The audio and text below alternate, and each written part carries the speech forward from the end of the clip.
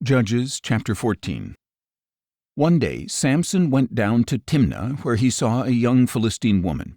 So he returned and told his father and mother, "I have seen a daughter of the Philistines in Timnah. Now get her for me as a wife."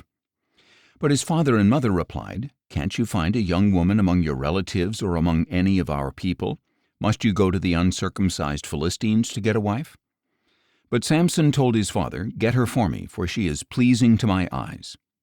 Now his father and mother did not know this was from the Lord, who was seeking an occasion to move against the Philistines, for at that time the Philistines were ruling over Israel.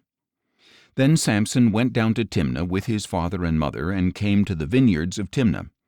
Suddenly a young lion came roaring at him, and the Spirit of the Lord came powerfully upon him, and he tore the lion apart with his bare hands as one would tear a young goat. But he did not tell his father or mother what he had done.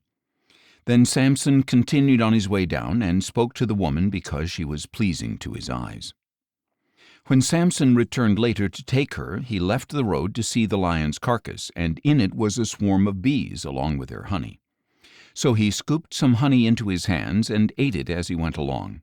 And when he returned to his father and mother, he gave some to them, and they ate it, but he did not tell them that he had taken the honey from the lion's carcass. Then his father went to visit the woman, and Samson prepared a feast there, as was customary for the bridegroom. And when the Philistines saw him, they selected 30 men to accompany him. "Let me tell you a riddle," Samson said to them.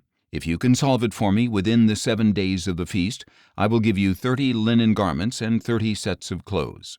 But if you cannot solve it, you must give me 30 linen garments and 30 sets of clothes."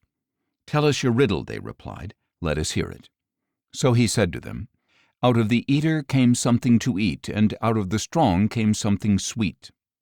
For 3 days they were unable to explain the riddle. So on the 4th day they said to Samson's wife, "Entice your husband to explain the riddle to us, or we will burn you and your father's household to death.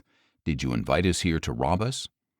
Then Samson's wife came to him weeping and said, "You hate me. You do not really love me. You have posed to my people a riddle, but have not explained it to me."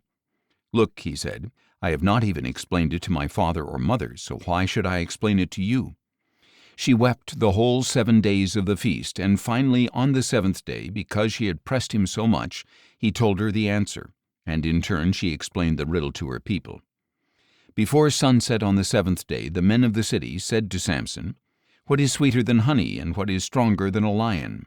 So he said to them, "If you had not plowed with my heifer, you would not have solved my riddle."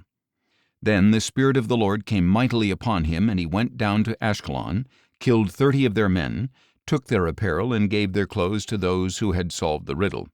And burning with anger, Samson returned to his father's house, and his wife was given to one of the men who had accompanied him.